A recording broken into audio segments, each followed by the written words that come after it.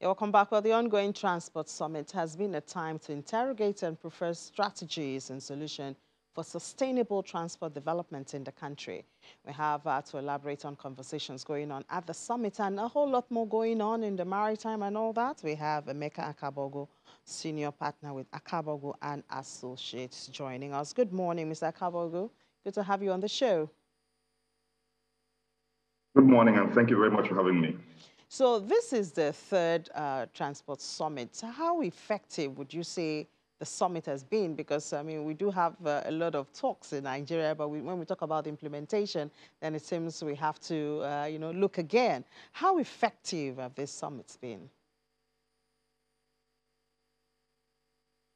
Well, at every point in time, you need to talk to identify how far you've gone in implementing measures which have been proposed, what challenges that you've identified, and what needs to be done. You need to talk to be able to share experiences and develop policy. So I think the Transport Summit, which is ongoing, is very useful, and it continues to increase the opportunities for the operators within the industry to better their operations, and more importantly, to propose policy directions for governance, which remains an area of concern to operators in the market. The issue of intermodal transport still exists. I mean, transportation when it comes to connecting one mode to another, moving from the rural products, especially agricultural produce, from the rural to, the urban, the city, where consumption is actually high, still exists. How do you see these challenges being addressed? Yeah, actually, that's actually one of the most important challenges which we have, not just as a country, but as a continent. We talk about the Africa Continental Free Trade Area. And the biggest challenge to the ACFA is logistics, intermodal movement. So a container a container ship comes in from China, and it costs more to move it from Lagos to Onitsha or Lagos to Abuja than it costs to bring it from China. So it's an important challenge. So intermodalism is one of those key issues which, as an industry and as a country, we need to ensure that we improve all relevant aspects. So the roads are bad. The interfaces between the states, the interstate jurisdictions, have challenges, and the regulatory bodies that are in charge of these things need to also become more cooperative in their engagements. So there are quite a lot of issues which affect intermodalism. And it starts from the beginning, which is from the port where the cargo lands, to even exiting the ports, then to ensuring that in the course of the movements that you've got free movement due to with good roads and good regulatory interfaces across the states. Then of course, finally, you need legislation, because and it's one of those areas where we are still a bit short. Intermodal legislation which takes account of the liability of parties as the cargo moves from the ship to the land, from land to rail, and eventually from rail or truck into the warehouse. So these are areas where we need to focus a bit more attention to streamline operations, to ensure that investments are safe, and to ensure that parties who are operating within the system have respect for the economic interest of the others. I guess there are two aspects to this. The first is, I think you mentioned it when you talk about enforcement agencies and some experiences that investors and individuals have had, from moving from one point to the other, moving, for instance, from the port to one state or the other to the delivery of the goods, the experience with enforcement agencies, that's on the one hand. And the other would be the issue of infrastructure, for instance, the attempt to connect the ports in Lagos to the rail. Do you think that there's enough attention, or would I say collaboration, when it comes to PPP, public and private partnership, in building this infrastructure and also in regulating the enforcers of the law, along these routes? There's certainly not enough synergy. There's certainly not enough efforts to optimize public-private partnerships. And these things are core to ensuring a sustainable approach to intermodal transport. Take PPPs, for instance.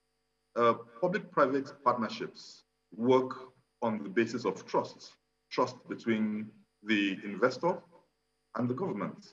So the investor needs to trust that the government is committed to its undertakings under the agreement. And we're not seeing enough of that.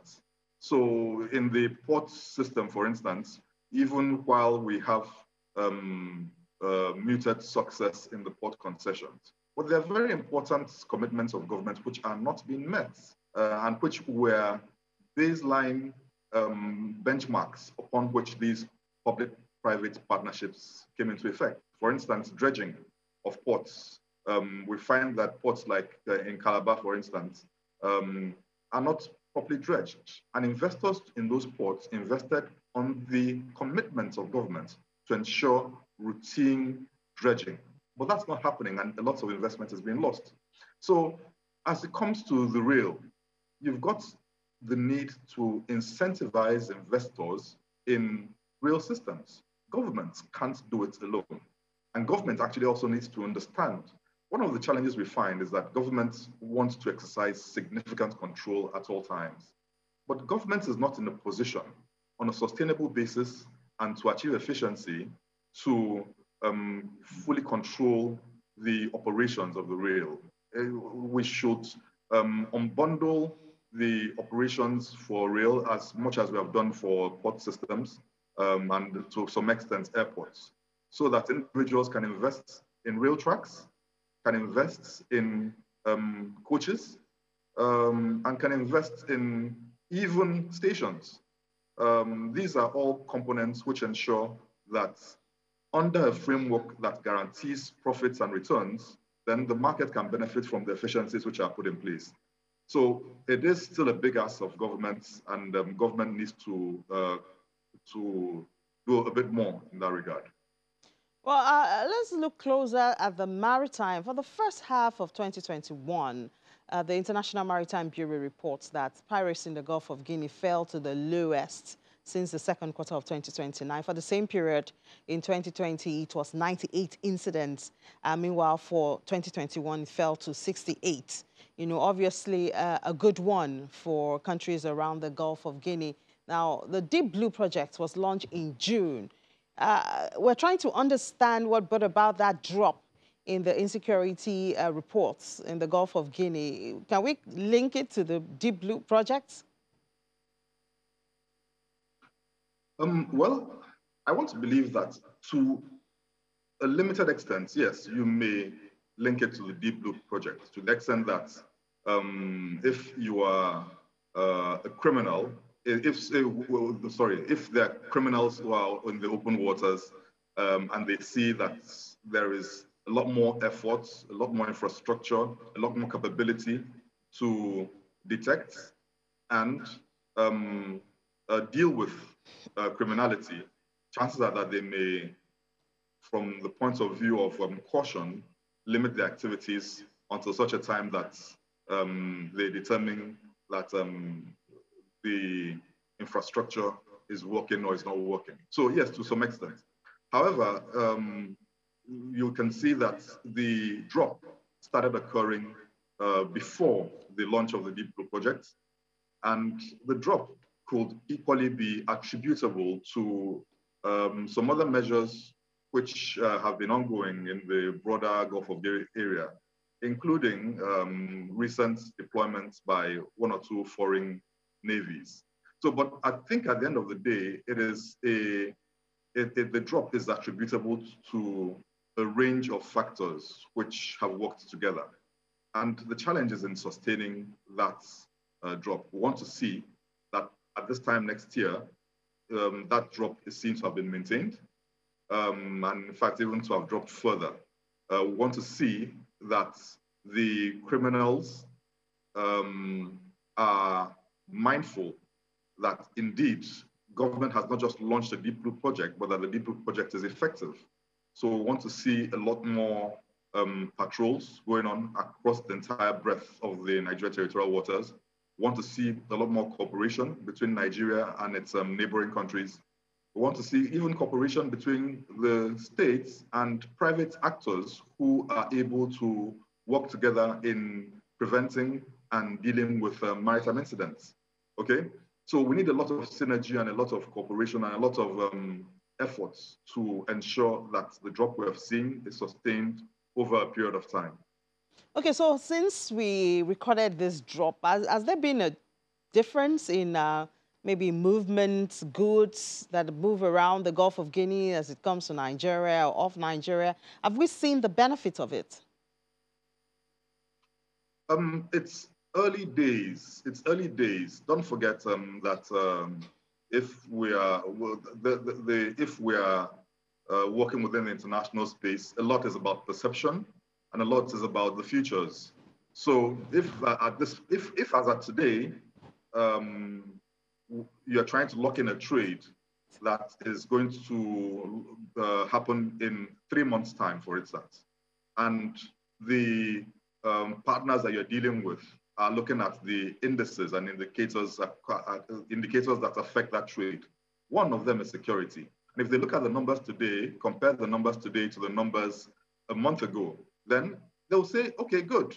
The indicators are positive. There's been improved statistics. So we can deploy further, but we hope that these indicators will be sustained.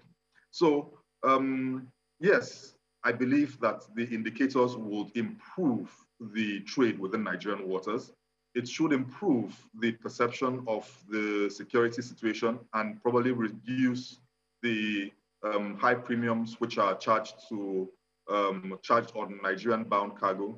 And it also will improve the investment decisions of parties who are interested in locating facilities in the offshore locations. But they need to see these decisions are made on the basis of evidence, sustained safety or sustained enforcement of whatever measures which we're talking about.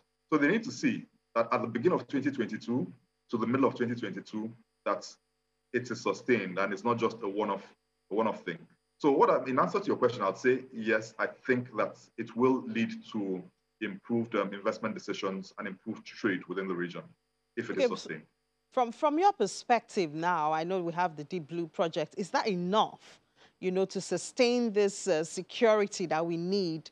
Or are there some ingredients that you think should be added, to actually convince investors, potential investors, that the waters are safe for Nigeria? No, certainly. We need to do a lot more. The Deep Blue project is just one. And first of all, in doing more, the Deep Blue project has to be implemented effectively. It's one thing to have assets. It's another thing to ensure that those assets are put to work on a routine basis. So there's a human side, there's a capacity side, there's a coordination aspect to it. And all these need to work together. And if they don't work together, then the assets are useless. We've had the experience in this country where we have had lots of assets, invested lots of money, and the assets wasted. We don't want the Deep Blue assets to waste. So that's one part, ensuring that the assets are effectively deployed and effectively coordinated in their usage. So that's one. But the other relates to lots of relationships across borders within the Nigerian maritime community, Nigerian maritime and security community. Cooperation within governments, within government agencies. The NIMASA needs to cooperate with the Navy, with the Ports Authority, There's got to be cooperation with the private sector, operators who own ships. Everybody is a stakeholder in this process. So we need to see a lot more activity on the human angle relating to coordination of interest and coordination of approaches. I've not seen enough of that happening. But of course, also, we need to look at the international arena and who is involved. Only last week, we had the incident of the Danish frigates, which was reported to have killed 4 persons suspected to be pirates.